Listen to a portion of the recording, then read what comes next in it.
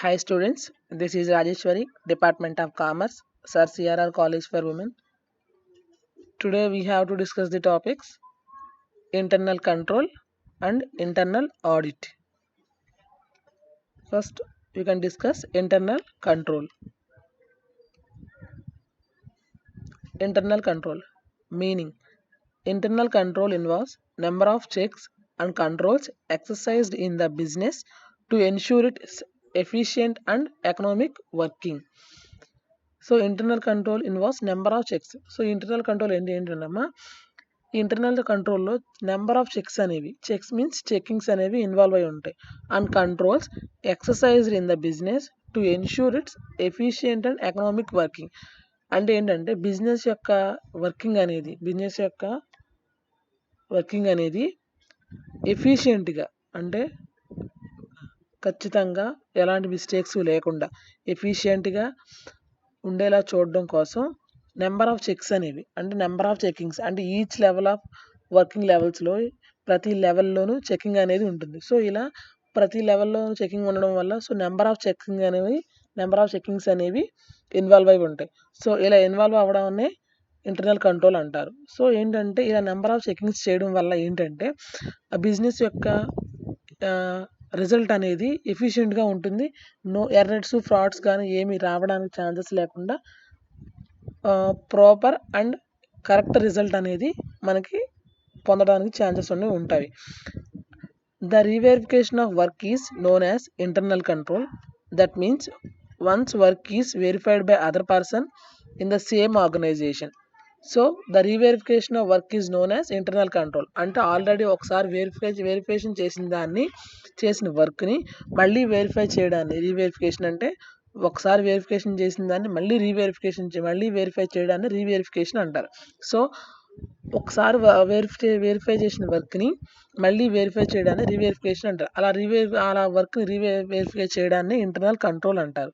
That means once work is verified by other person in the same organisation. అంటే ఏంటంటే same organisation అంటే అదే ఆర్గనైజేషన్లో ఒక పర్సన్ వెరిఫై చేసిన వర్క్ని అదే ఆర్గనైజేషన్లో వేరే పర్సన్ మళ్ళీ వెరిఫై చేయడాన్ని ఇంటర్నల్ కంట్రోల్ అంటారు.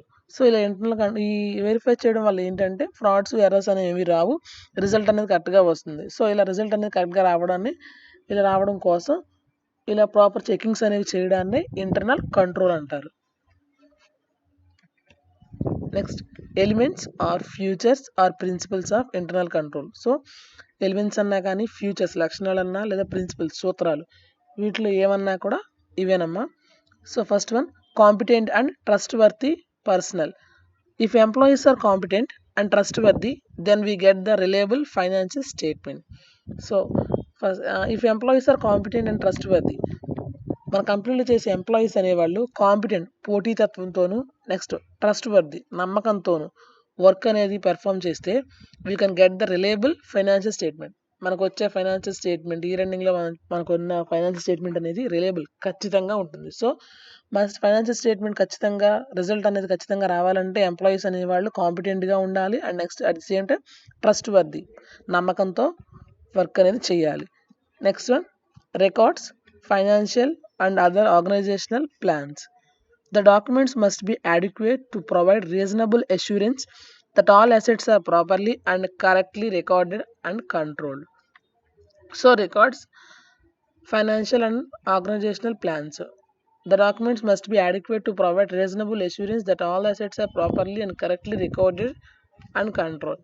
So documents అనేవి ఒక రీజనబుల్ అష్యూరెన్స్గా, అంటే ఒక ఎవిడెన్స్గా మనకి డాక్యుమెంట్స్ అనేవి యూజ్ అవుతాయి. That all assets are properly and correctly record and control. So company యొక్క ప్రాపర్టీస్ కానీ, అసెట్స్ కానీ ఏవైతే ఉన్నాయో అన్నీ కూడా ప్రాపర్గా అండ్ కరెక్ట్గా రికార్డెడ్ అండ్ కంట్రోల్, ప్రాపర్గా అండ్ కరెక్ట్గా రికార్డ్ చేసుకోవాలి. At the same time controlling అనేది కూడా కరెక్ట్గా ఉండాలి. Next one, supervision. Director should review the company financial operations and position of regular frequent intervals comparison with previous results. So supervision, director should review the company financial operations. Financial యొక్క operations అంటే financial అంటే company యొక్క working అనేది ఎలా ఉంది. Financial operations means working operations అనేవి, working అనేది ఎలా జరుగుతుంది ఏంటి అని. And position of regular frequent intervals comparison with previous results. So regular frequent intervals అంటే మనం ఆల్రెడీ డిస్కస్ చేసుకున్నాం. కొన్ని ఆడిట్స్ అనేవి రెగ్యులర్ షార్ట్ ఇంటర్వెల్స్లో చేస్తామని. సో అలా ఫ్రీక్వెంట్ ఇంటర్వెల్స్లో ఏమన్నా ఆడిట్ అనేది ఏమైనా జరుగుంటే కనుక ప్రీవియస్ రిజల్ట్స్తో కంపేర్ చేసుకుని చెక్ చేసుకోవడం జరుగుతుంది. Next one, sound practices. Administration requires that established procedures, policies and delegation of responsibilities for eliminating unsatisfactory performance. So sound practices means administration requires that established procedures, policies and delegation of responsibilities for eliminating unsatisfactory performances. So administration means higher authority requires established procedures. Higher authority ఏం కావాలంటే establish procedures, కొన్ని ప్రొసీజర్స్ని establish చేస్తుంది. At the same time policies and delegation of responsibilities అంటే ఈ administration అనేది కొన్ని పాలసీస్ని ప్రొసీజర్స్ని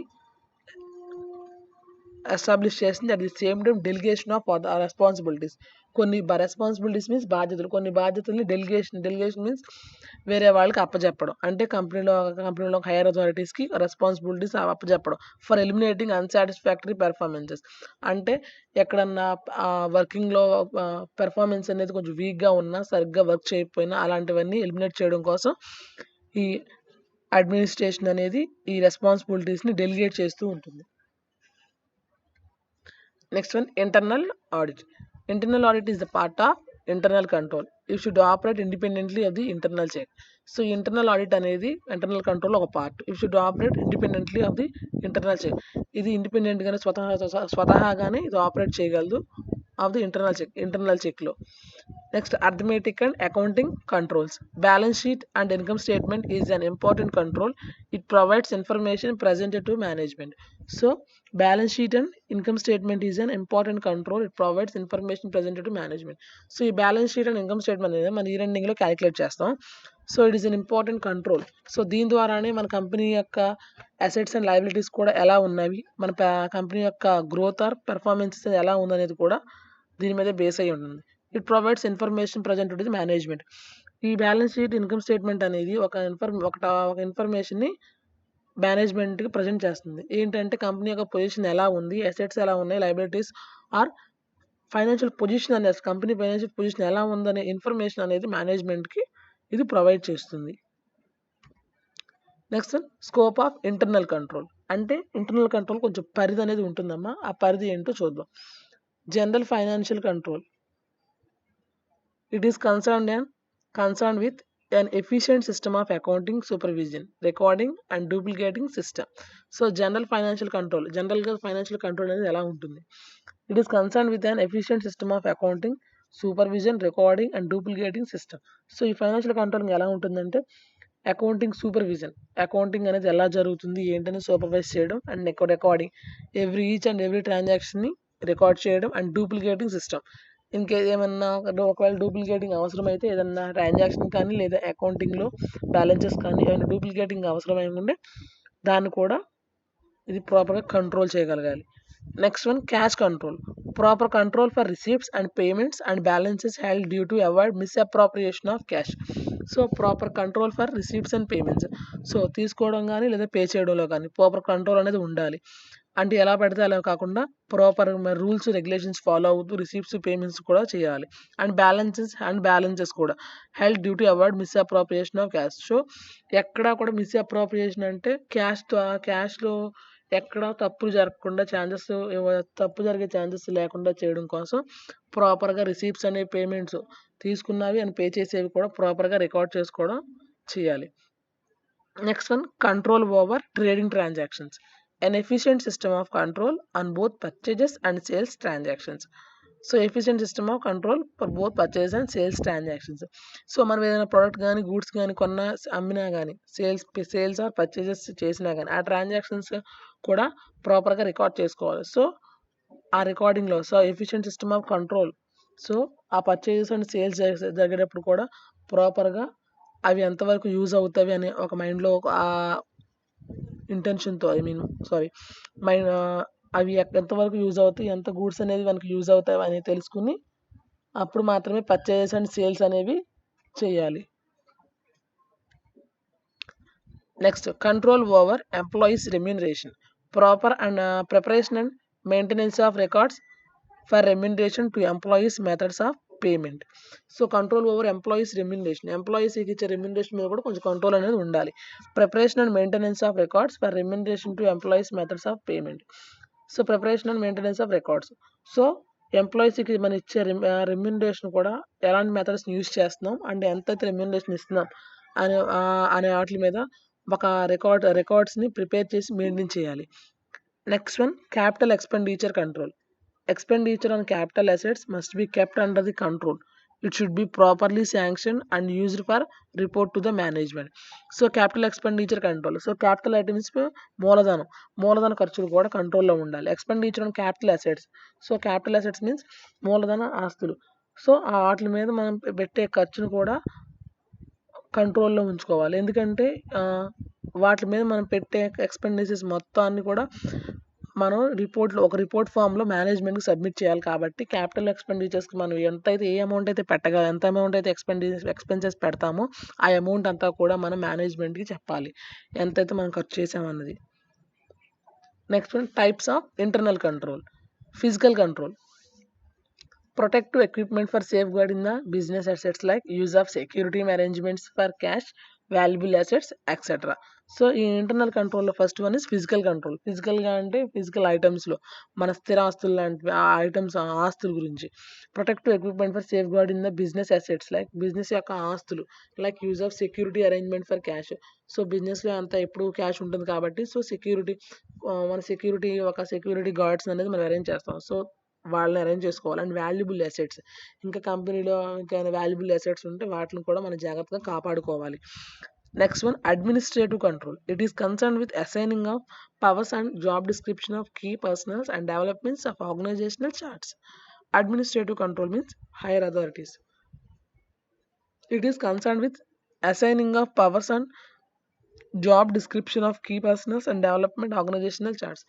so ఇక్కడ ఏంటంటే assigning of powers and job description of key personnels. So ఇక్కడ ఏంటంటే ఏ అథారిటీకి, ఏ పర్సన్కి, ఏ ఎంప్లాయీకి వాళ్ళ పవర్స్ అనేవి అసైన్ చేయాలి. At the same time job description, వాళ్ళు చేసే జాబ్ ఏంటనేది కూడా స్పెసిఫై చేయాలి. Next one accounting controls. The main objectives are all transactions are executed per. So accounting control ఏంటంటే మన కంపెనీలో అకౌంటింగ్ యొక్క ట్రాన్సాక్షన్స్ కానీ ఏవైనా సరే వాటిని కూడా మనం కంట్రోల్లో ఉంచాలి. అవి ఏంటంటే management authorisation recorded. So management కానీ లేదా ఆథరైజేషన్ కానీ రికార్డెడ్ కానీ. The accounting controls effect the reliability of financial statement. The accounting controls effect the reliability. Financial statement ఖచ్చితంగా ఉందో లేదా అనేది కూడా ఈ అకౌంటింగ్ కంట్రోల్ అనేది ప్రభావం చూపిస్తుంది. ఎందుకంటే మనం ప్రాపర్గా అకౌంటింగ్ మెయింటైన్ చేయడం ద్వారా అకౌంటింగ్ కంట్రోలింగ్ అనేది కూడా కరెక్ట్గా ఉంటుంది. Internal audit. Internal audit is review of various operations and records of the company by staff specially appointed for his purpose. So internal audit ఏంటంటే internal audit is review of various operations and records of the company. Company యొక్క various operations, కంపెనీలో జరిగిన various operations means transactions కానీ various operations కానీ records కానీ review చేయడం అంటే చూడడం. ఇంటర్నల్ ఆడిట్ అంటే ఏంటంటే various operations and records of the company by staff especially appointed for this purpose. So కంపెనీలో జరిగే డిఫరెంట్ ఆపరేషన్స్ని రికార్డ్ చేయాలి. ఎవరు రికార్డ్ చేస్తారంటే స్టాఫ్, ఆ కంపెనీలో ఉన్న స్టాఫ్ రికార్డ్ చేస్తారు. దాన్ని ఆ రికార్డ్ చేసిన ఆపరేషన్స్ని రివ్యూ చేయడం అంటే చూడడాన్ని ఇంటర్నల్ ఆడిట్ అంటారు. Objectives of internal audit. To comment on the effectiveness of internal control to improve upon the systems. The effectiveness of internal control to improve upon the systems. To verify the correctness, accuracy of financial accounting records presented to the management. So the financial accounting records మన రన్నింగ్లో prepare చేసే accounting records అనేవి కూడా కరెక్ట్గా ఉన్నాయో verify చేసి మేనేజ్మెంట్కి present చేయాలి. To facilitate the detection and prevention of frauds. So frauds కానీ ఏమైనా జరిగినా కానీ దాన్ని డిటెక్ట్ చేసి ప్రివెంట్ చేయడానికి, కనుక్కుని దాన్ని నిర్మూలించడానికి కూడా ఈ ఇంటర్నల్ ఆడిట్ అనేది ఒక ఫెసిలిటీని ప్రొవైడ్ చేస్తుంది. The standard accounting practices are followed by the organisation. So ఈ ఇంటర్నల్ ఆడిట్ అనేది కొన్ని స్టాండర్డ్ అకౌంటింగ్ కంపెనీస్ యాక్ట్‌లో కొన్ని రూల్స్ అండ్ రెగ్యులేషన్స్ ఉన్నాయి. ఆ రూల్స్ అండ్ రెగ్యులేషన్స్ ఫాలో అవుతూ ఈ ఇంటర్నల్ ఆడిట్ అనేది కండక్ట్ చేయడం జరుగుతుంది. Thank you.